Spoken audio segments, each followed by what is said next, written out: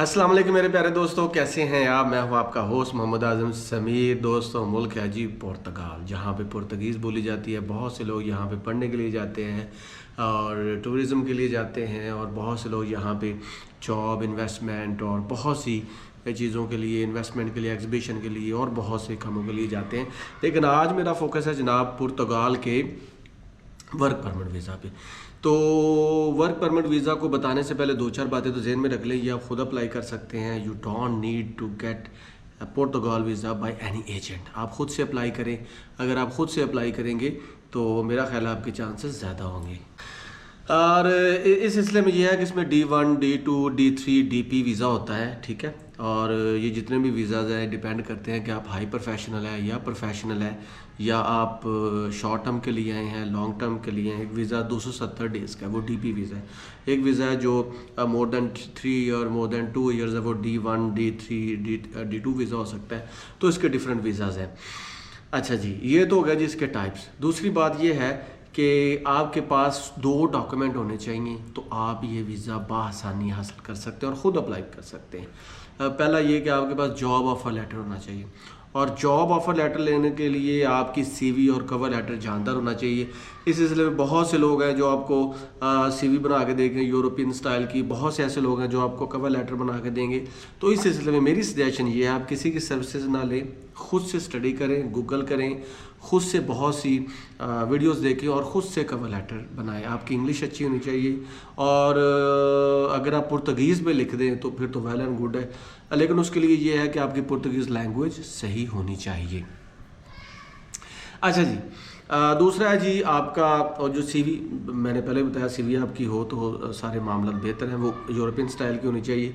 CV और cover letter की base पे आपको मिलता है जी job offer letter. Job offer letter के बाद आप वर्क परमिट वीज़ा के लिए एलिजिबल होते हैं। ये है जी पहली चीज़। दूसरी चीज़ ये है कि बहुत से लोग पूछते हैं कि भाई इसकी कोई बैंक स्टेटमेंट है। इसकी कोई बैंक स्टेटमेंट नहीं होती। अगर आप वहाँ पर बिज़नेस के लिए जा रहे हैं, so then you should need its bank statement. अगर आपके सिर्फ आपने वहाँ पे काम करना है, जॉब करना है, तो फिर आपको बैंक स्टेटमेंट नहीं चाहिए। लेकिन इतने पैसे होने चाहिए आपके अकाउंट में कि लगे कि यार ये बंदा टिकट परचेज कर सकता है और वहाँ पे ट्रैवल कर सकता है। तो 5 से 6 लाख रुपए मोर देन इनफ। अच्छा जी, एक और चीज़ वो ये है कि आपने वहाँ पे जॉब कैसे सर्च करनी है। जॉब सर्च करने के लिए ऑचन एक वेबसाइट है, ऑचन AUCHAN, ऑचन एक वेबसाइट है। वहाँ पे आपको बेतहाशा जॉब मिल जाएंगी। आप वहाँ उनके पोर्टल पे अप्लाई करेंगे, और जब आपकी एप्लीकेशन, और जॉब कौन कौन सी है, और जॉब हैं, प्रोफेशनल जॉब है, IT प्रोफेशनल हैं, वर्कर हैं, पिज़्ज़ा मेकर हैं, शॉप्स पे काम करने वाले हैं, प्लाजास पे काम करने वाले हैं, आपको बेतहाशा जॉब्स मिल जाएंगी, ठीक है। इसके अलावा 3 और वेबसाइट्स भी हैं। तो जब आप गूगल करेंगे तो आपको बहुत सी वेबसाइट मिल जाएंगी जहां पे आप अप्लाई करके जॉब ऑफर लेटर भी ले सकते हैं। ये सीधा बातें हैं जो बहुत से लोगों को नहीं पता होती। वो डायरेक्ट एप्लीकेशन के लिए चले जाते हैं और फिर उनका वीज़ा रिजेक्ट हो जाता है। लो जी, अब बाकायदा तौर पे मैं आपको बताऊं कि आपको कौन कौन से डॉक्यूमेंट्स चाहिए, कैसे आप अप्लाई करेंगे, कितनी फ़ीस है और कितना टाइम लगता है। याद रखें, अगर आपने पुर्तगाल का वीज़ा लेना है, वर्क परमिट वीज़ा, तो 1 माह से एक माह से लेकर 1.5 माह, इससे ज़्यादा टाइम लगता नहीं है। अच्छा जी, अब आपने करना ये है कि सबसे पहले तो अपना पासपोर्ट प्रिपेयर करना है। 1 से 1.5 साल की वैलिडिटी, और अगर वहाँ पे यूरोप का वीज़ा लगा है तो फिर आपके चांसेस 80% बढ़ जाते हैं। अच्छा जी, उसके बाद जनाब आपका पुलिस करेक्टर सर्टिफिकेट होना चाहिए जो मिनिस्ट्री ऑफ फॉरेन अफेयर्स से अटेस्टेड हो। आपके पास टिकट होनी चाहिए। उसके बाद जनाब आपके जितने भी डॉक्यूमेंट्स हैं, अगर आपके एकेडेमिया के डॉक्यूमेंट्स हैं तो वो ICBC, मोफा से या HAC से अटेस्टेड होने चाहिए, वेरीफाइड होने चाहिए। और अगर आपने इंश्योरेंस नहीं करवाई तो आप इंश्योरेंस भी करा लें, हेल्थ इंश्योरेंस जिसे हम बोलते हैं। इसके अलावा आपके सारे डॉक्यूमेंट्स होने चाहिए related to your health, like your x-rays and reports.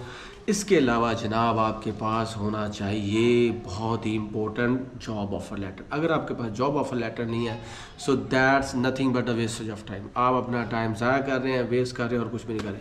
इसके अलावा आपने अगर किसी और कंट्री का ट्रैवल किया और वहाँ पे रहे हैं और वहाँ का पुलिस करेक्टर सर्टिफिकेट है, तो फिर भी आपके चांसेस बढ़ जाते हैं।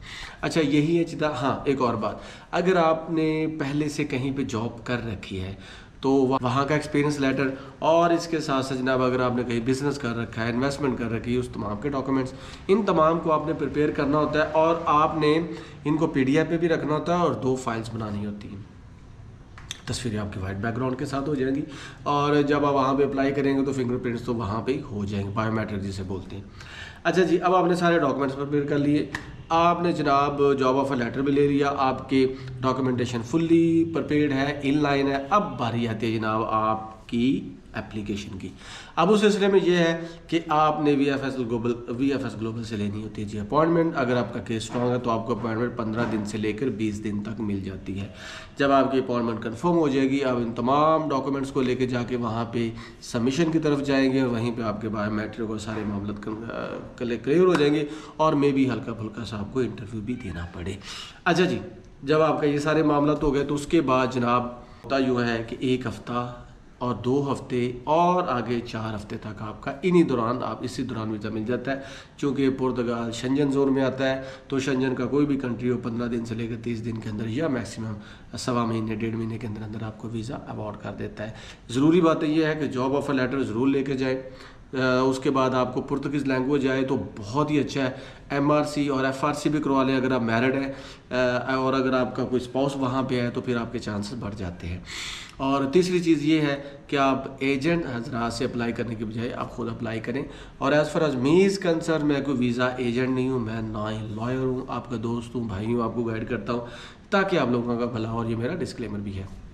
फिर कह रहा हूँ, खुद से अप्लाई करें 1 दफ़ा 2 दफ़ा, और कोई भी एप्लीकेशन हो किसी भी वीज़ा की तो उससे 1 महीना पहले उसको सही उसकी ड्रिल करें, सही एक्सरसाइज करें, पूरा नॉलेज इकट्ठा करें, पूरी मालूमात लें और फिर उसकी एप्लीकेशन के लिए जाएं। तो दोस्तों आज तक के लिए बस इतना ही। मिलेंगे नेक्स्ट कंट्री नेक्स्ट विजिट के साथ, तब तक के लिए अपना भरपूर ख्याल रखें। मुझे दे इजाज़त, अल्लाह हाफिज़।